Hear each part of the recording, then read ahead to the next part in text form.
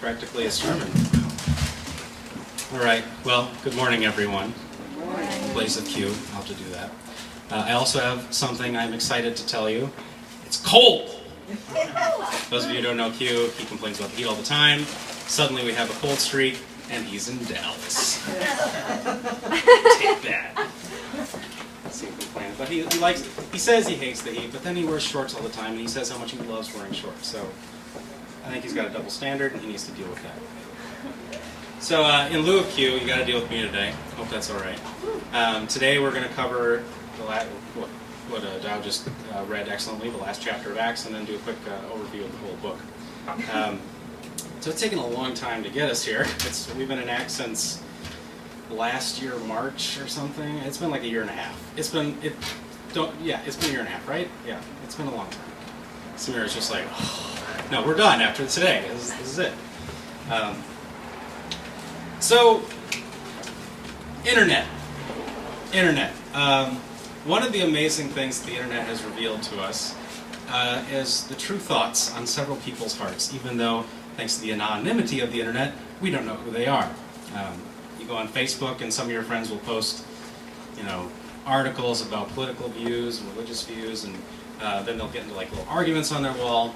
The absolute worst place to find this kind of stuff, though, YouTube comment section. You ever been to the YouTube comment section? You will never find a greater hive of scum and villainy than the YouTube comment section on the internet. Because first off, these people think that anyone cares about the YouTube comments, right? I mean, who cares what user 355 said about Gangnam Style? I'm watching the video, I move on with my day. But the people that apparently think this is a place to talk use it to, if you've ever looked at those comments, I don't know, I'll look up like a debate between like a Christian professor and atheist, just to see what kind of things they've got. But the comments afterwards, oh my gosh, it is like cutthroat, ruthless, like you are all going to hell, or all you Christians are hypocrites, and just like ripping people to shreds. Lots of all caps words, lots of people saying, I'm born by the blood of Jesus, all caps, and you are going to hell, all caps. And then the response is usually deleted because there's too many negative votes on that response. But for some reason, people think this is a viable form of public debate. Now, as I've glanced through, and I don't sit all night looking at YouTube comments because I would kill myself, but I have seen some patterns.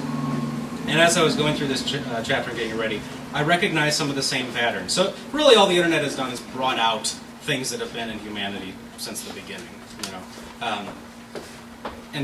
What I'm really getting at are three basic approaches to truth. And we're going to find those approaches throughout this chapter, and then as we go back through Acts, we'll recognize some of the patterns we've seen. So the three approaches that I've recognized in modern day in the Bible, past times.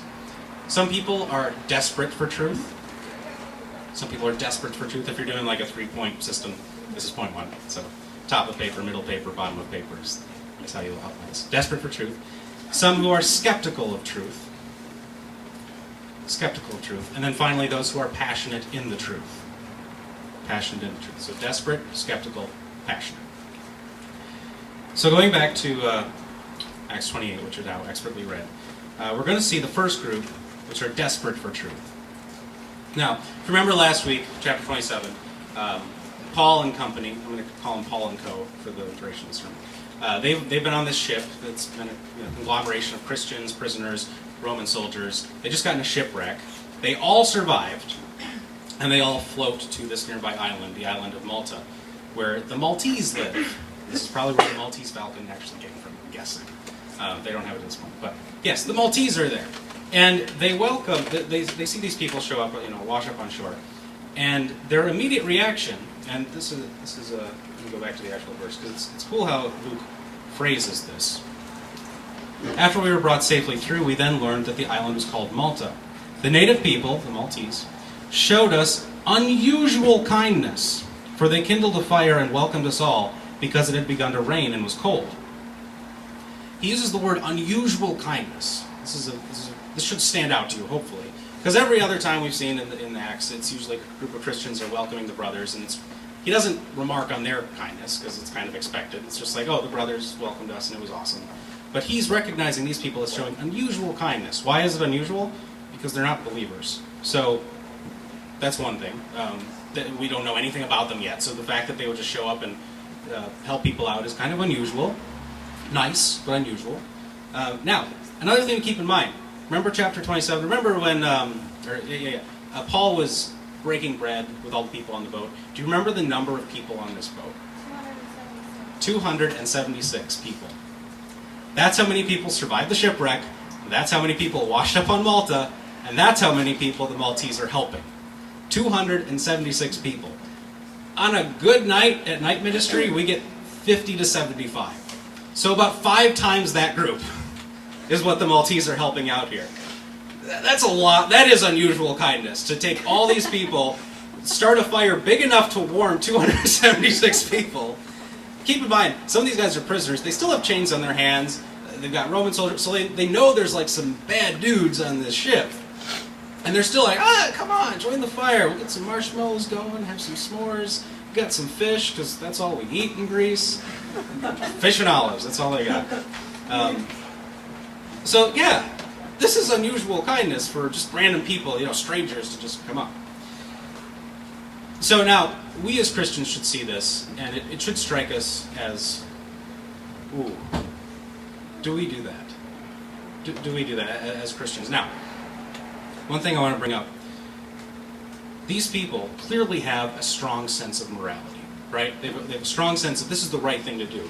Just got to go out and help people, social justice, all that kind of stuff. Prisoners, soldiers, lawbreakers, law-abiders, whatever. We go help them out. So they have a strong sense of morality. You should not be surprised if you see someone outside the church out-moral you, out-good you, so to speak. Example, Gandhi. I don't think anyone in this building, no offense, was as morally upright as Gandhi. Okay? Dalai Lama. What's his catchphrase? My religion is simple. My religion is kindness. The Dalai Lama's got me beat as far as being a nice guy. Okay? They're not Christian. Mormons. Comically portrayed in modern society as obscenely nice people. They don't believe the same gospel that we do. They have an extra testament, a disclaimer, which throws the whole thing out of whack. But everyone I've talked to that's actually I haven't run into a lot of Mormons, but everyone that's run into a lot of Mormons are like, they're oddly nice. They're unusually kind. It's a little freaky. They have a musical on Broadway about it. So, all these people are outside the church, but they're better, right? By the world standards, they're better than most of us, right? We see people in church, outside the church. These guys, we look at them, we hold them up, and like, these are the people we want to be like. Why does that happen? Why should we not be concerned? I mean, we can use it as an example, something to stir us up. But in the end, morality is all about what you do, which is, as we've taught here, the gospel is not a works-based faith. And the reason why, the problem with saying that morality is how you determine how good someone is when is it enough? Where's the line? How much good do you have to do before you're over the top? You're eligible for heaven, you're paradise worthy, whatever you want to say. How far do you have to go? And can you go back? Is it like, let's say Gandhi did this awesome stuff. Let's say the last week of his life, he, threw all of his morals out in the air, grabbed a bunch of guys and went on a week-long rape and pillage thing. Would that disqualify him all of a sudden? Would it suddenly be like, well, you had a great life, but that last week, whew, down you go, going to hell. See, this is the problem with having a faith or trusting in your moral works to get you anywhere in the eyes of God. In the eyes of God. Even with religions that hold that up as being like, you do this level of morality and you get to nirvana or paradise or something, like Hinduism. If you're good enough, you're reincarnated as something better. Well, how do you know? Well, you'll find out in the next life. Okay. Oh crap, now I'm a lotus. I guess I'll be a good lotus this time. Okay, I'm sorry. Anyway, the difference between the gospel and all other religions is that our focus is not morality. It's mercy. It's the mercy of God. It's the mercy of Christ, right? In Matthew chapter 9, verse 13, Jesus is talking to the Pharisees who do have in their heads this idea that they have to be good enough to make it to heaven. It's all about the law, the works. And Christ says to them, "Go and learn what this means. I desire mercy and not sacrifice, for I came not to call the righteous, but sinners." Now I'm sure we've all heard this phrase before. There's something very significant in the way Jesus is phrasing this. He's talking to the Pharisees who, if you've forgotten from previous sermons or haven't heard before, one of the regulations to be a Pharisee, you had to have the entire Old Testament memorized. That was your job. You had to have it totally memorized. They didn't have iPads or books or digital versions of books. You had to memorize it so we didn't have to write out another copy. So when Jesus is saying, "Go and learn what this means, I desire mercy and not sacrifice," this is actually very insulting because he's quoting an Old Testament scripture. And he's telling these guys who have lived and breathed this stuff all their lives, you need to go learn what this means. To tell you that I'm not lying, Hosea 6:6 is the verse he's quoting. This is the Old Testament version, Hosea 6:6. "For I desire steadfast love and not sacrifice," performance, "the knowledge of God rather than burnt offerings." This has been in the Old Testament the whole time. Pharisees just sort of ignored it. The whole point of the gospel is get to know God. Get to know Christ. All the good stuff that comes out of it first. But you've got to make yourself right with God. You've got to make the relationship right. So we look at these Maltese. Their focus is on the morality, okay? They're desperate to believe that what they do is going to matter in the long run. And to some extent it does, but it's not what ultimately saves them, okay? Now, moving down a little bit lower in the chapter, verse 3 to 6. Let me pull it up here. I'll go through it again. "When Paul had gathered a bundle of sticks and put them on the fire, a viper came out because of the heat and fastened on his hand. When the native people saw the creature hanging from his hand, they said to one another, 'Oh, no doubt this man is a murderer. Though he has escaped from the sea, justice,' notice the capital J, 'has not allowed him to live.' He, however, shook off the creature into the fire and suffered no harm." So, Paul, now, quick little side note, as we see what Paul's doing here. They just gathered all the 276 people, built this giant fire, and Paul, who's still got some chains on, still clearly a prisoner, is fetching wood, firewood. So yeah, the Maltese are doing great things. Paul, who just survived a shipwreck, is also doing good stuff, okay? So, moral works, as a Christian, you can still do them. It's good. But he's constantly serving. He's got this mentality, just got to help people, got to help people, got to help people. He's rushing out and gathering sticks, so that's awesome. Now notice that when he brings the wood over, it says that the viper leaps out and fastens his hand. Now, the second this happens, viper fastens on his hand, the Maltese immediately go to their strong sense of justice. They're desperate to see justice in the world. Now, they've just seen this guy survive a shipwreck and do a good deed, but immediately get punished by this snake jumping out. And so their immediate assumption, there's no discussion here, is, well, clearly he's a bad person. Clearly he's a murderer, and justice with a capital J. And by the capital J, they're actually referring to a deity, like justice as a god, the Roman god of justice, or whatever the actual name was. But that's what that's in reference to. They're saying, God of justice is striking down this sinner. They can't wrap their minds around the fact that a snake might just bite a guy. It's a punishment of some sort. So they have this sense of evil should be punished. Of course, they're attributing evil to him. Now here's the funny thing. They say he's a murderer. Paul was a murderer at one point, right? As Saul, he killed Christians, so they're technically right. But his reaction kind of blows their minds a little bit. And just to give you a picture of the scene.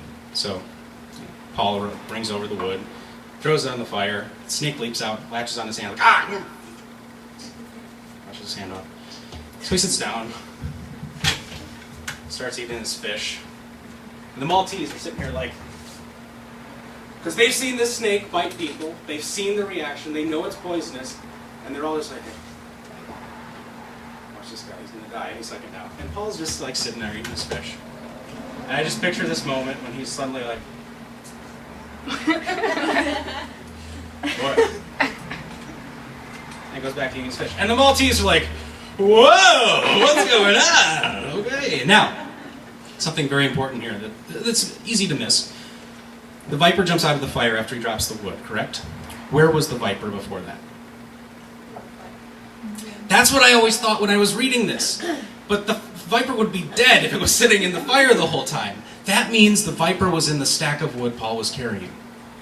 Which means it was sitting there the whole time. Now this is giant fire, 276 people. I don't know where they got the firewood, but I'm assuming it's a bit of a walk.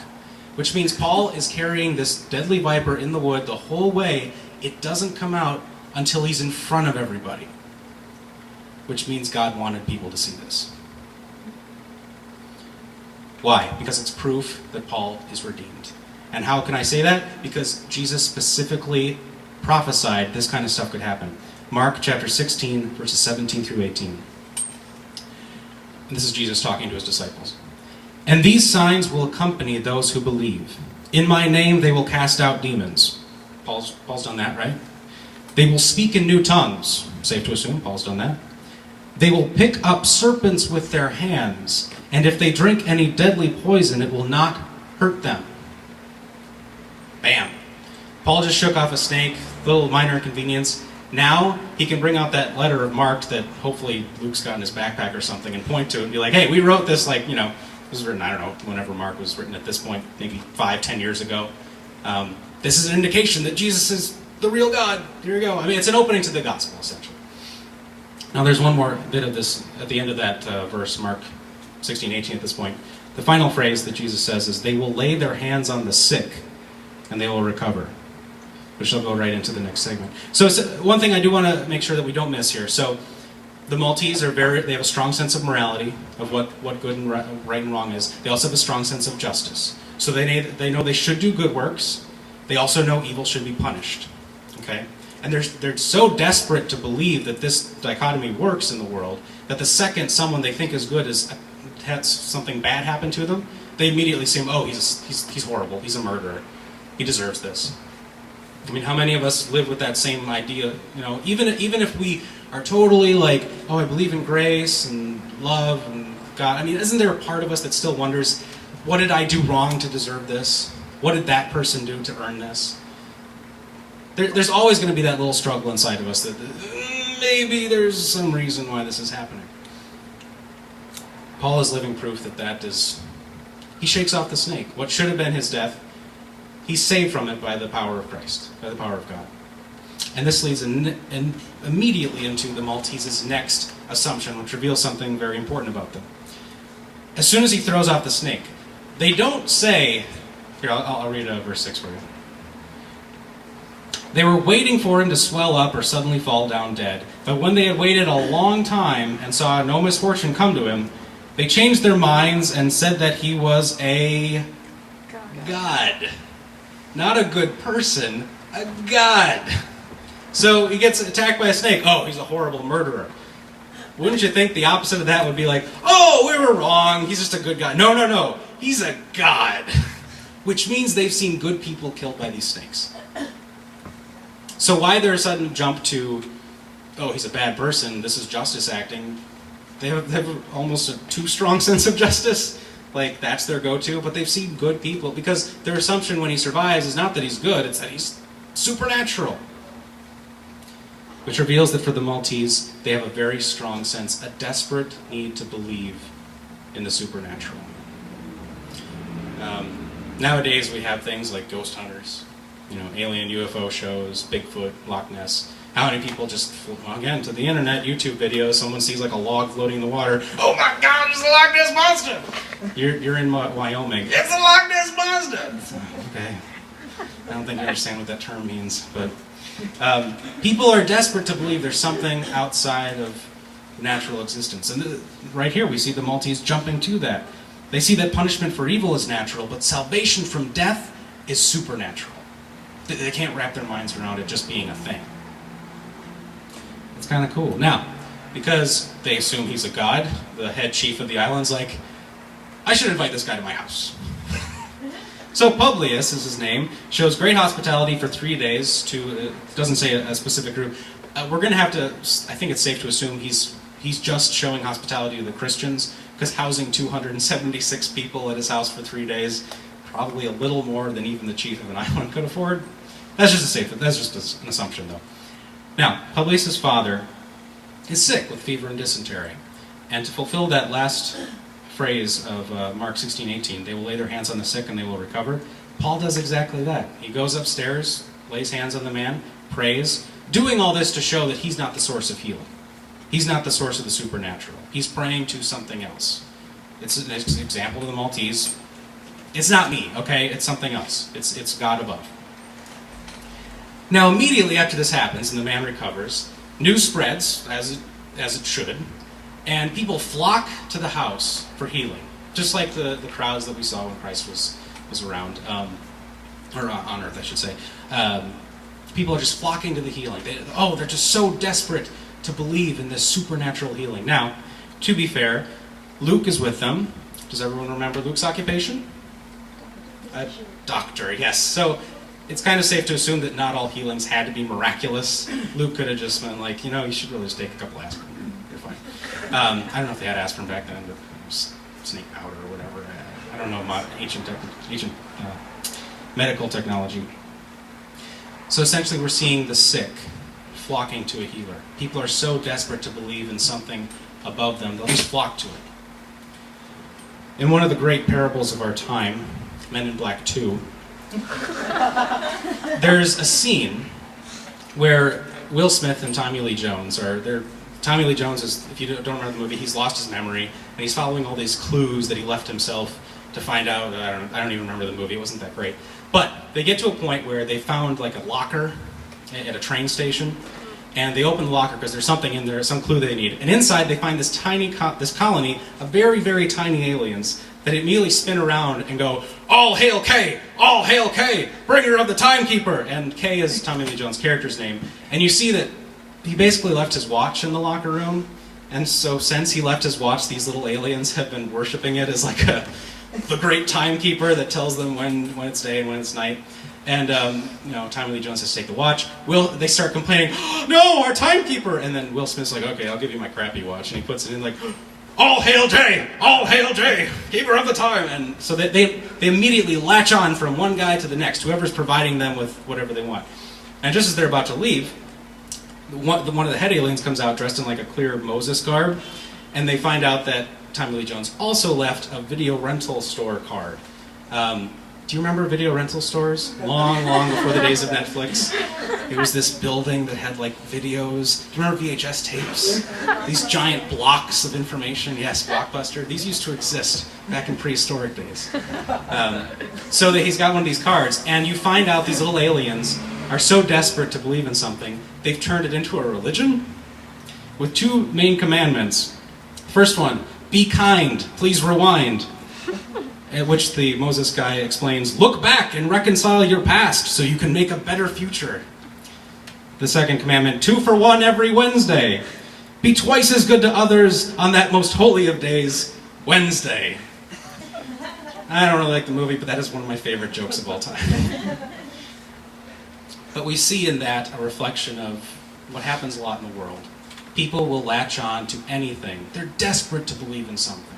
They're desperate to believe in good versus evil, right versus wrong, that there is something above us that's balancing the scales, that's making sure that evil doesn't overcome us and that good can always rise. People are desperate to believe in something to fulfill them, to give them a sense of purpose and belonging. It can be a new religion, it could be a new political movement, it could be a new relationship, boyfriend, girlfriend, family, adopted child, it could be a new pet, it could be a new weight loss program. Have you seen those infomercials for like Zumba fitness? And it's like, oh my gosh, I was like stuck in the house for like 30 years, and then I went to Zumba fitness, and I'm just like, oh, it's like every day is a new blessing. And I'm just like, it's a workout program for half an hour. You could rent a video and do it at home. I mean, thank God you're out with the people. That's great. I don't mean to insult anyone, but you see the sudden change in their hearts and their outlooks, and that they're so like enraptured with Zumba fitness. And this is all just a symptom of the innate desire for God, for a relationship with God, which can only come through Christ. We'll always see it reflected in that way. We'll always see people latching on. They'll keep looking for this thing and this thing. What happens when Zumba fitness doesn't work anymore? We'll look out for, I don't know, Taibo make a comeback or something. Everyone keeps jumping from one thing to the other. Just as these Maltese, you will see them Oh, we got to help them out with the fire. Oh, he got bit. Oh, it must be justice. Oh, he survived. He must be a god. Hey, look, they're healing a guy. Let's all rush over. Oh, there's a medical doctor. Well, I guess we can go to him. They're constantly jumping from one thing to the other. The second something changes, they're desperate to believe. Now, we're going to skip past the middle section of the chapter. Basically says that Paul was going to Rome. On the way, he ran into several groups of Christians who were very good, very nice, very hospitable. They welcomed him in. Some of them traveled a great distance. Let me see if I can bring up the verse. Verse 15, and the brothers there, when they heard about us, came as far as the Forum of Appius and 3 taverns to meet us. On seeing them, Paul thanked God and took courage. The Forum of Appius is actually 43 miles away from Rome. And the Christians are coming from Rome. And remember, back then they didn't have divvy bikes, they didn't have zip cars, they didn't have public transportation, they had feet.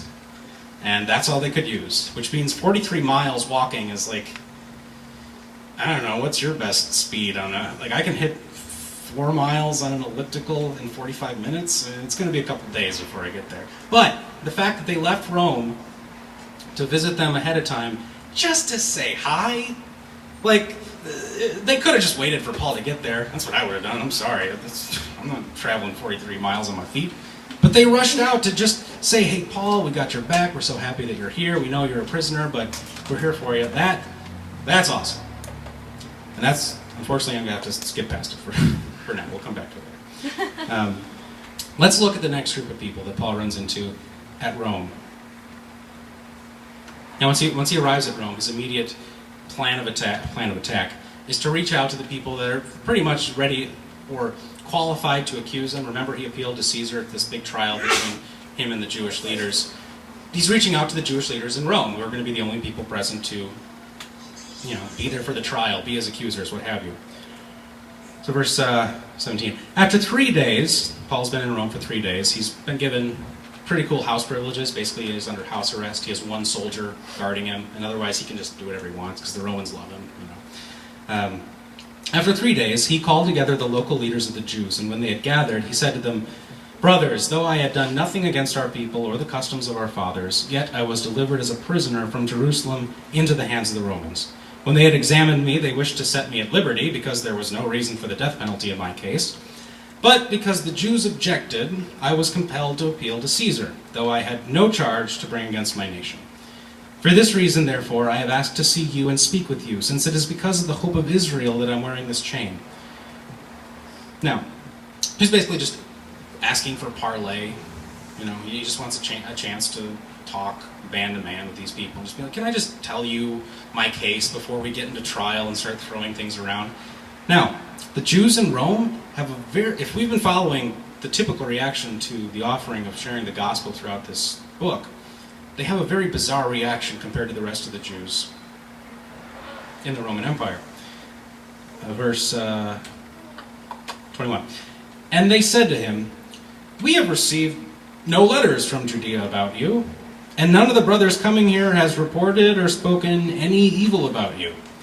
But we desire to hear from you what your views are, for with regard to this sect, we know that everywhere it is spoken against. So first off, they didn't hear anything bad from Jerusalem. Nobody bothered to send a letter or a messenger. And granted, back then, it was a big deal sending a letter. But it sounds like the Jews in Jerusalem who wanted Paul dead in the first place, as soon as he was sent off to Rome, they're like, well, he's out of our hair. I don't care enough to follow. Do you, Claudius? No, I don't care. It's fine. So, apparently they've just washed their hands of the deal. They don't care enough to kill him. That's good. Another underlying reason why the Jews in Rome might be a little bit more willing to talk is they've had a couple scuffles with Christians, what they call the sects at this point. S-E-C-T-S, if you're not following. Just like, now the thing about the Roman Empire, they would pretty much let you do what you wanted as long as you paid your taxes and paid tribute to their gods, like their state gods and stuff. The Jews had a special exemption clause because they were monotheistic. That means they only believe in one God, and their religion pretty much states you can't follow any other gods. The Romans were like, all right, if you pay your taxes, you're fine. It's like, okay. So the Jews have a very nice little package deal with the Romans, like buy one, get one free kind of a thing. Get the Roman protection, you get to worship your God without any hassles. It's great. But with the Christian sect coming up, again, that's just like a subdivision of a belief. It's not like it's supposed to be derogatory or anything. They're suddenly having some scuffles with people arguing, because they're saying Jesus is the Son of God. The Jews are taking that to mean that there's suddenly two gods, which totally contradicts what they've been practicing for years. They've had a couple of violent scuffles, and the problem is, when you have a violent scuffle under Rome, they do not tolerate that. They send in the soldiers, they start taking away privileges, so the Jews are very worried that if things get out of hand again, which they have a couple times, the Romans might take away that exemption clause, and they're really going to be stuck. So they're much more laid back when it comes to discussing things here, discussing the gospel. And actually, when it comes down to it, it sounds like they actually want to hear the gospel, that they want to hear what Paul has to say, which is a surprise for most of us. So they arrive at Paul's house, and he preaches all day long, morning to evening. Now, some of us might be blown away by this. I mean, we like church and all, but all day, Monday, morning to night, just talking. This isn't even church. This is like a Bible study, basically, just a debate going on and on and on. Wouldn't that be exhausting? Well, keep in mind, Paul is a former Pharisee. The Jewish leaders are Pharisees, Sanhedrin, that kind of stuff. Remember what I said at the beginning? They've got the Old Testament memorized. So they know the Bible way more than we do, which means they have a big, pot of ideas they can pull from for well, what about this verse? What about this chapter? What about this? They're the experts in the field. This would be like, I can't think of a good living analog, but like Steve Jobs and Bill Gates. God rest his soul. If Steve Jobs and Bill Gates could get into a conversation about computers, they could talk all day, and they would not be bored. They'd be totally ready to go. That's kind of what's happening here. These are the Old Testament guys. They're getting together and discussing things. So that's why it's easy to see why it would go that long. Now, we go to verse 24. So Paul's preaching this whole sermon, having this long discussion, knowing that this day-long sermon, for lack of a better term, is going to have eternal consequences, depending on what they do. Verse 24. And some were convinced by what he said, but others disbelieved. So that sounds like the typical reaction you've seen. You share the gospel, people either reject it or they accept it. That's one or the other. Something that is not stated here, though. Every other time in Acts, when the gospel's been presented and people have accepted it, they go into and then there were baptisms, and then there was a church founded, and then these people started branching out. That doesn't happen here. All we get is, and some were convinced by what he said. I don't think this means anyone was actually saved. I think they took in what he said, and they were like, oh, yeah, good point. So others disbelieved, no, that's not a good point. And then verse 25, and disagreeing among themselves, which means they were bickering at this point about, well, maybe he's got a point, so on and so forth. They departed after Paul had made one statement. The Holy Spirit was right in saying to your fathers through Isaiah the prophet, go to this people and say, you will indeed hear but never understand, and you will indeed see but never perceive. For this people's heart has grown dull, and with their ears they can barely hear, their eyes they have closed, lest they should see with their eyes and hear with their ears, and understand with their heart and turn, and I would heal them. Therefore let it be known to you that the salvation of God has been sent to the Gentiles. They will listen. He's saying this to the whole group, which means even those who are convinced aren't actually buying it. They're willing to discuss it some more. They're willing to keep talking. But otherwise they're done. They've had their discussion. And this is the end of Acts. There's no we got 2 verses left. So, as far as we know, this is it. Luke felt no reason to continue, which means there's probably no more to the story. So what happened here with these guys? Now one thing, the quote that Paul uses is an Old Testament quote. It's Isaiah 6, 9 through 10, if you're curious. Jesus has used this quote numerous times in the Gospels, describing the Pharisees, saying, you have ears, but you won't hear. You have eyes, but you won't see. Now, there's a reason this quote, again, these guys have the Old Testament memorized. They know the whole thing. There's a reason this quote is more than just what we would think of as mildly insulting. It's well, I can understand. That's the initial reaction. For the Jewish leaders, there's one more aspect of this. where he's taking it from. Isaiah chapter 6. The book of Isaiah was about a prophet. It was written by a prophet to the Jewish leaders of his time, and he was ignored. Right? He met opposition. They just didn't pay any attention. Now, in this time period, Paul's time period, they have the hindsight to look back and be like, oh, our forefathers, so stupid.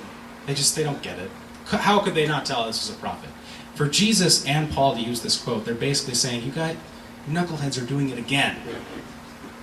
You're repeating what your forefathers did, and you're acting like you're so much smarter than them, but you're not paying attention to what we're saying. This is a prophecy. This is from God, and you're not listening to us. The fact that Paul and Jesus are saying this, it's more insulting because they know the context. They know where this verse came from, and they understand what they're implying. So what are we seeing here? We are seeing a skeptical reaction to truth. And we've seen through the book of Acts what I would call active skepticism. These would be like the Jews from Jerusalem, the ones who just refuse to listen, off with their heads. If you remember the martyrdom of Stephen, when they blocked their ears, they just wouldn't even listen to him. You remember me going, yeah. You remember all that, okay. An active skeptic is easy to spot, usually because they're typically antagonistic. They're very, very stubborn. They don't want to talk about things. They're sometimes mean-spirited or spiteful. So there's those YouTube commenters. They're like, I don't even want to talk to you because you guys are morons, stupid Christians. You don't study anything. You don't know your science. And then sadly, the Christians respond like, I believe the Bible, all caps, and you're going to hell, all caps. And that's the end of the conversation.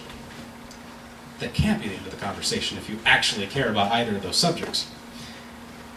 And this is where we see active skeptics either refuse to take part in a dialogue, they're just like, oh, you're stupid, so we're done. Or they use it as an opportunity to attack. They see that, oh, you believe this system. Well, I've got a laundry list of everything that's wrong with your system that I just happen to keep in my back pocket at all times so I can throw them in your face. They don't want a conversation. They just want to rip apart your beliefs. Sadly, Christians do this a lot too. I'm not going to say that we're innocent. We do it all the time. We hold to a few verses of the Bible. We throw it in people's faces, like, thou shalt not steal. You took that candy bar, you're going to hell. There's a lot more to the Bible than that. But we take chunks and we throw it in people's faces. Why don't we want to have conversations? Why do we want to jump to those little pieces and cling to that instead of the whole truth? Typically what I see with an active skeptic is that they are clinging to a particular ideology, but they're unwilling to really contemplate its entire significance. They're not willing to think about the whole picture. The easiest one for me to use would be atheism. Just hear me out. An atheist will say that we came from evolutionary means, that the universe is essentially an accident. I just offended the atheist. I'm joking. She's a born-again child of God, I'm sorry. Anyway, an atheist will say, we came from the evolutionary system. Everything's by chance. There is no God. Now, that's fine, whatever.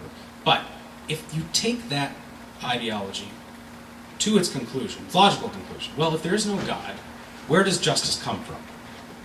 Where do we get these ideas of right and wrong? Well, they say that it was evolved socially, like a group. Over the course of time, humans decided that in order to survive as a group, we have to do this and this. Yeah, but what about like individual sins? Because if it's just a social structure, like if someone gets a little out of line, we bring it back down. I mean, where's the line? Well, we've outlined our own laws. Yeah, but where did those come from? Where did we get a conscience? You're saying that this was socially developed? Because that means that it came from nothing. And I'm not saying that I've got all the answers to all these questions or the proper responses to all these things, but I'm saying once you start contemplating the entire idea, if you keep asking those questions, you're going to find all these questions you don't know the answers to. And typically for people that are active skeptics, they get to a certain point where they're not comfortable asking those questions anymore, and they just stop.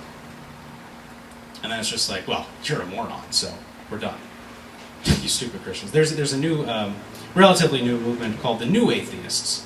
If you've heard of guys like Christopher Hitchens, Richard Dawkins, which unless you're really nerdy, you've probably never heard of them. They are an atheist. Well, Christopher Hitchens has passed away, but they're a type of atheists that are super focused on the science and how horrible religion is. And their basic argument, when it comes down to it, is Christians aren't even worth talking to. There's no point. They're too stupid. They're too backwoods hicks. Like, their ideology is so ridiculous, it's not even worth having a debate. That's their basic idea. Which, okay, I mean, there's no discussion to be had then. I mean, you've told us that you don't want to answer our questions.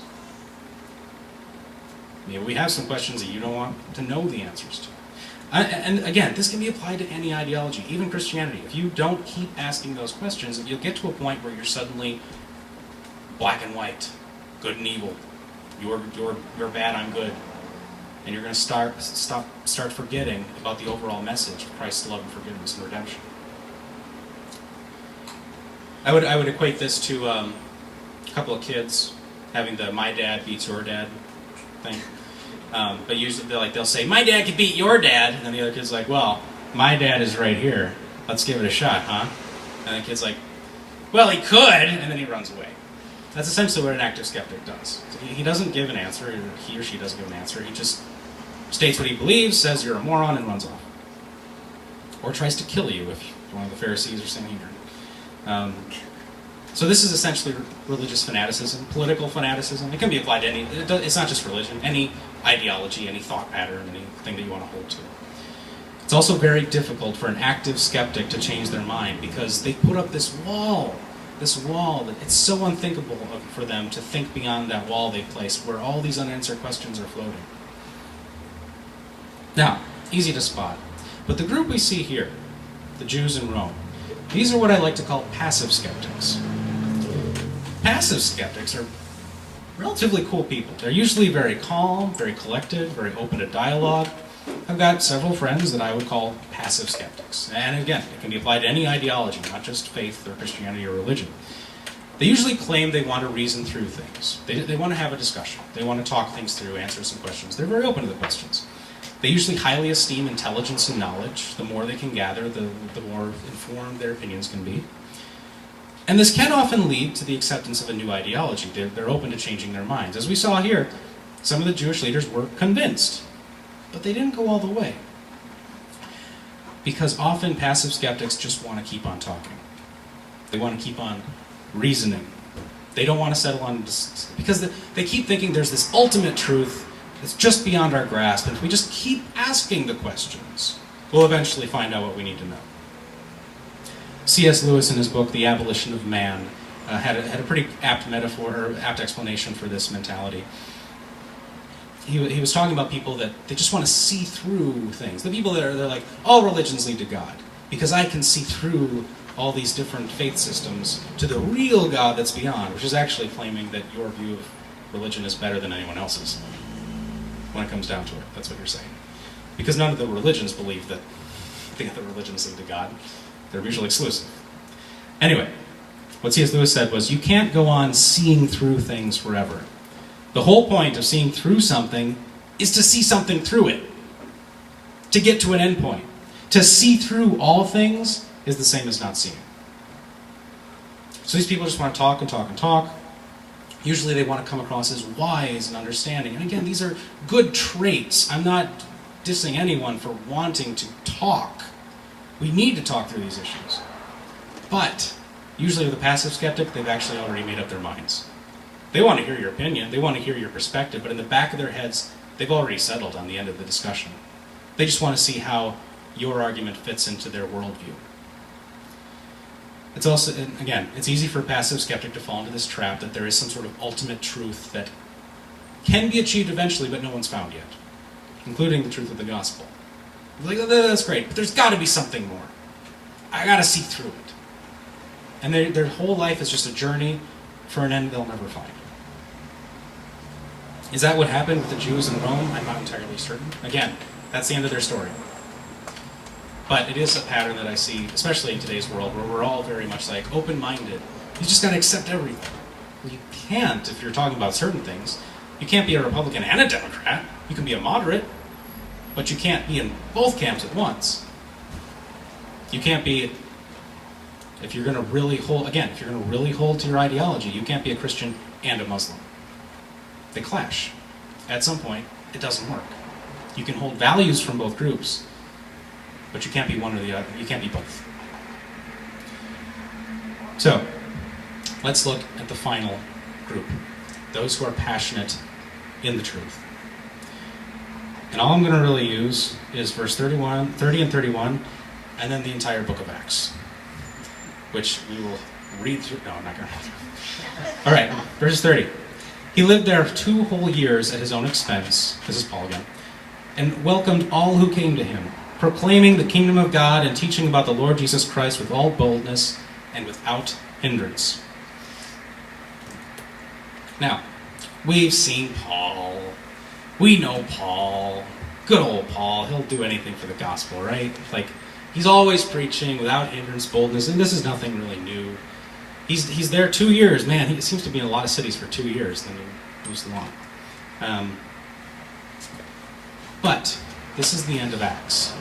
I don't know about you guys. When I first read through Acts when I was younger, I was always like, and? He's in Rome.